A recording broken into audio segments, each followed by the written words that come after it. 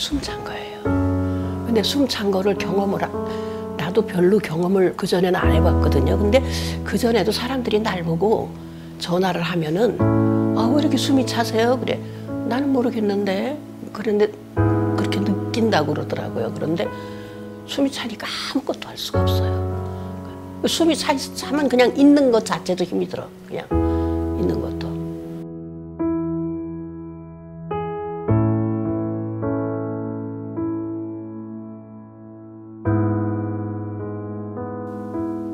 네, 제가 주로 많이 보는 환자분들이 이제 심장판막증 환자분들입니다. 이 심장판막증이란 게 옛날에는 사실 크게 많지 않았습니다.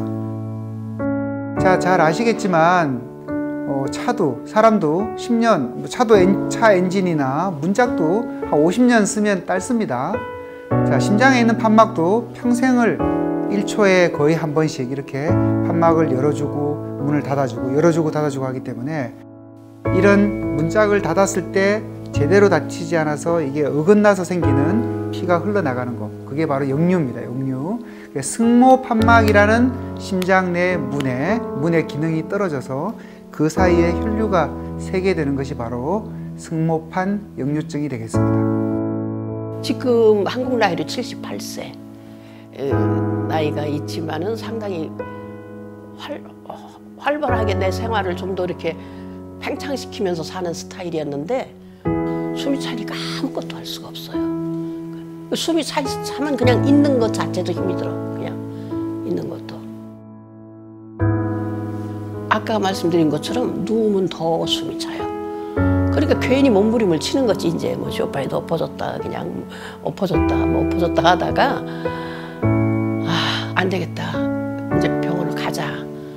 그런데 이제 수술이냐 시술이냐 그걸 가지고 고민했다고 말씀드렸잖아요. 다른 데는 다 건강하시고 한데 심장판막의 승모판막의 일부분이 문제다.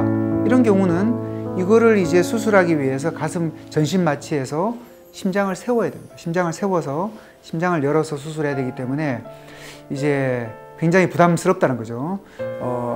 전신 마취를 하고 심장을 세우는 게 아무래도 80세 이상의 고령의 환자들, 또 다른 질환을 많이 가지고 있는 분들, 특히 뭐 콩팥이 안 좋다든지 간이 안 좋다든지 이런 문제가 있어서 전신 마취를 하면 굉장히 위험성이 큰 분들, 이런 분들은 이 마취에 대한 문제가 있기 때문에 가슴을 열고 수술하기에 너무나 이제 위험성이 큰 분들한테 수술을 하지 않고 시술을 통해서 간단한 이 혈관 안으로 이렇게 관을 넣어서 이 손상받은 부분만을 마치 종이에 클립을 끼우듯이 그 자리를 탁 집어서 이제 수선을 하는 이런 시술이 바로 승모판막 클립이라고 할 수가 있겠습니다. 이게 이제 제가 유튜브로도 알아보고 또 여러 가지 루트를 통해 가지고 알아봤더니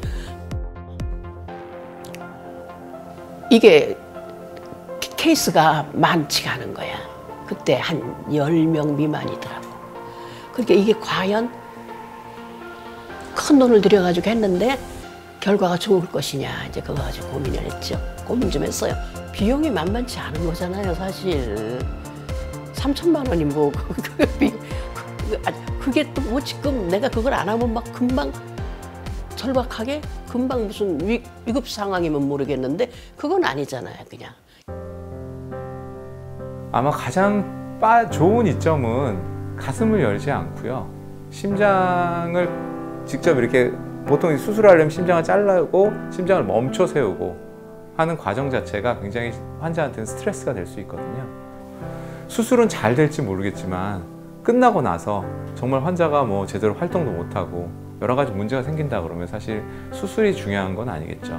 그래서 그런 부분에 있어서 굉장히 장점을 가지고 있고, 더더군다나 가장 큰 장점 중에 하나는 빨리 퇴원할 수 있다는 거죠.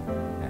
그래서 보통 이제 시술이 끝나면 한 2, 3일 정도 안에 환자가 퇴원이 가능한데, 수술을 하게 되면 굉장히 그 기간이 길어지죠. 적어도 일주일, 뭐 2주까지도 이제 수술하고 있는 분들이 있기 때문에 그런 수술 시간 단축과 결국에는 다시 일상생활의 복귀가 굉장히 빨리 일어날 수 있다는 점에서는 굉장히 이점이 있는 시술이라고 할 수 있을 것 같습니다.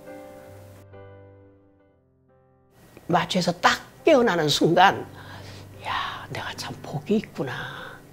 내가 어쨌든 간에 막 몸을 이렇게 여기를 절개를 하고 막 피를 흘리고 몇 시간 동안 고생하고 또 이 봉합한 다음에도 또 굉장히 고생 많이 해야 되잖아요. 그 고통 하나 없이 끝났으니까 그냥 지금 이 정도 상태로만 살 수 있어도 괜찮은 것 같아요. 아무리 연세가 많다 하시더라도 포기하지 마시고 한 번쯤은 오셔서 이렇게 상담을 해보시고 또 좋은 방법을 서로 이제 이야기하면서 찾아갈 수 있기 때문에 그래서 결과가 좋아서 내가 지금까지 몰랐던 밖에 나가서 운동을 하시고 생활하실 때 너무너무 감사하고 새로운 삶을 살고 있다는 분들이 많기 때문에 딱 한 가지 늦지 않았습니다. 언제든지 오셔가지고 한번 최선의 방법을 찾을 수 있다는 것만 명심을 해주셨으면 좋겠습니다. 이게 저희가 의학적으로 가능하다, 그 다음에 내가 할 수 있다라고 해서 치료를 하는 게 아니고 그 사람이 과연 치료를 받았을 때 나중에 그러면 어떻게 될 거냐. 치료는 잘 됐지만 뭐 계속 누워 있거나 뭐 활동을 못 한다 그러면 사실 뭐 의미 없는 치료가 되겠죠. 그래서 그런 부분까지도 추후에 환자의 어떤 퀄리티 오브 라이프까지 좀 생각할 수 있는 이런 치료 방법을 보완을 하고 권해드릴 수 있는 이런 의사가 되려고 노력을 하고 있습니다.